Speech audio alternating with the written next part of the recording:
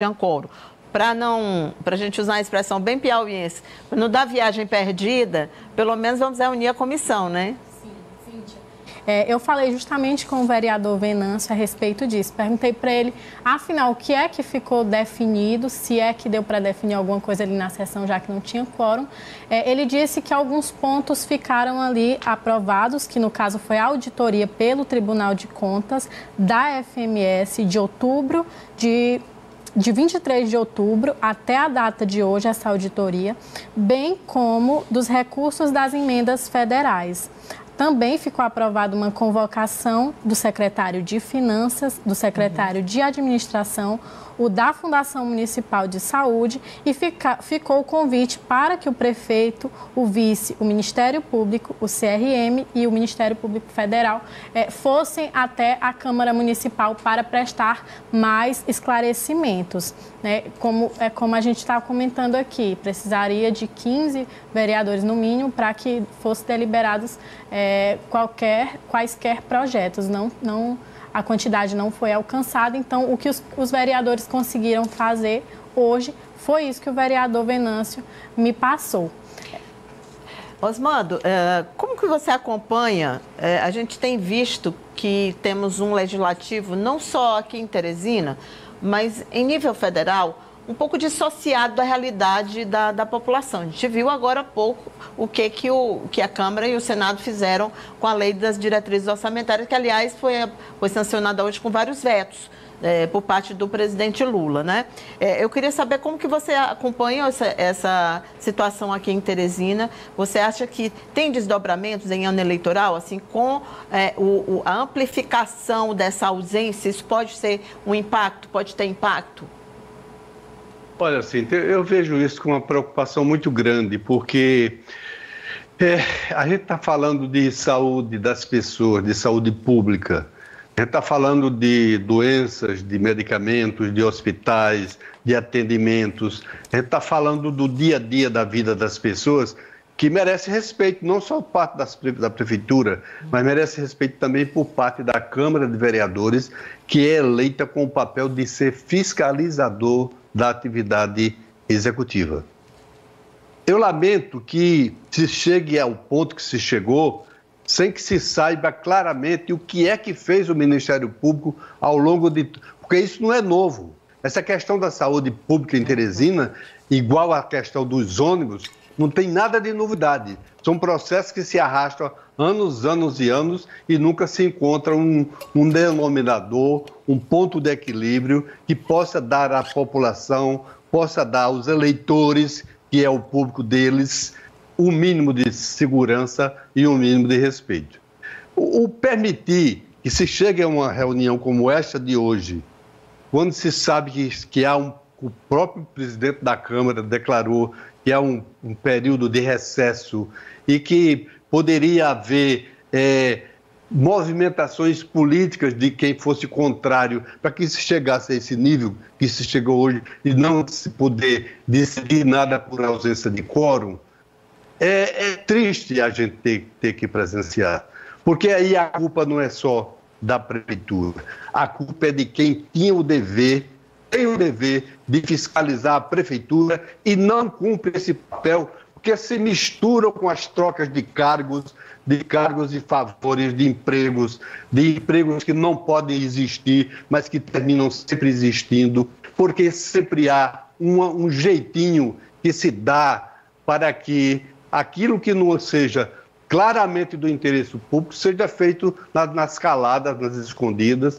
para se dar a esse ponto que se chegou no dia de hoje. É triste verificar que esse troca-troca, que esse toma lá da cá, contamine a vida pública brasileira de tal forma que o pior é que a população que deveria receber os benefícios que lhes são devidos, população que paga impostos, população que trabalha, a população que se esforça, a população que vive sem nenhuma regalia, banque a regalia e os privilégios de uma classe política que não está entendendo que ou muda de comportamento ou passa a ter uma atitude de fiscalizar, de cobrar e de denunciar juntando-se ao Ministério Público, ou não sei aonde nós vamos parar.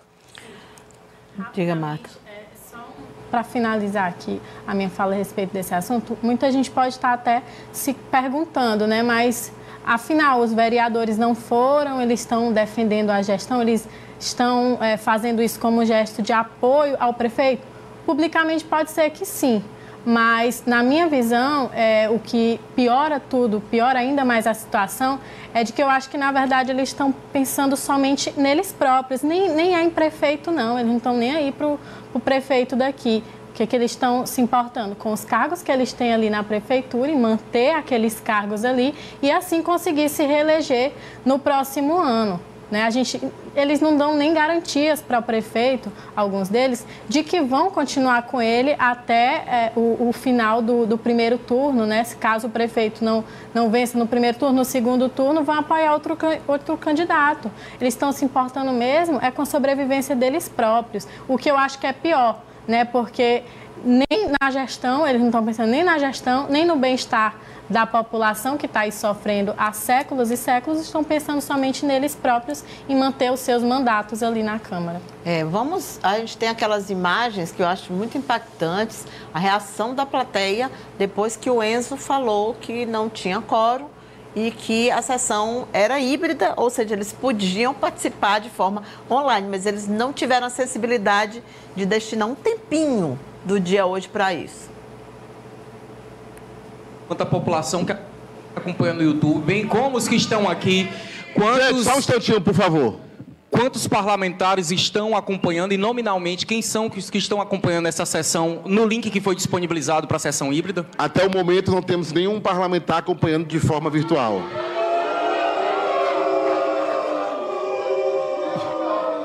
Presidente.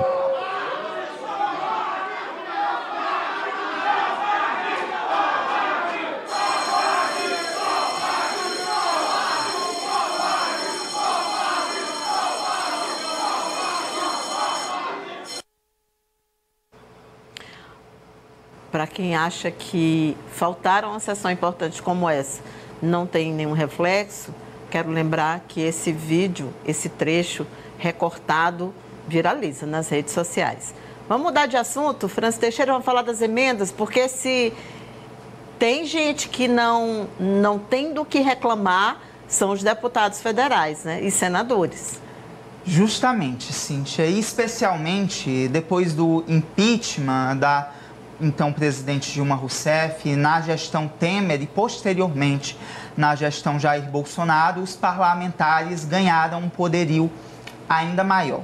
Um poderio que reflete em emendas impositivas. Para esse ano, inclusive já foi sancionada a lei orçamentária anual, são 53 bilhões de reais em emendas impositivas. Ou seja, que o presidente da República, que o governo federal terá que pagar para esses parlamentares distribuírem nos seus colégios eleitorais, nas suas bases políticas, mas esse aumento nas emendas impositivas já é observado há pelo menos 7 anos. Eu fiz um levantamento com base no painel de emendas da plataforma Siga Brasil, do Senado, que aponta, Cíntia, uma alta de quase 900% nas emendas liberadas para parlamentares do Piauí, também parlamentares de todo o país. Olha, o Francis, fez esse levantamento e a gente vê aí, em relação ao Piauí, por exemplo, emendas e restos a pagar executados por ano. Ele fez um levantamento minucioso, exclusivo para vocês.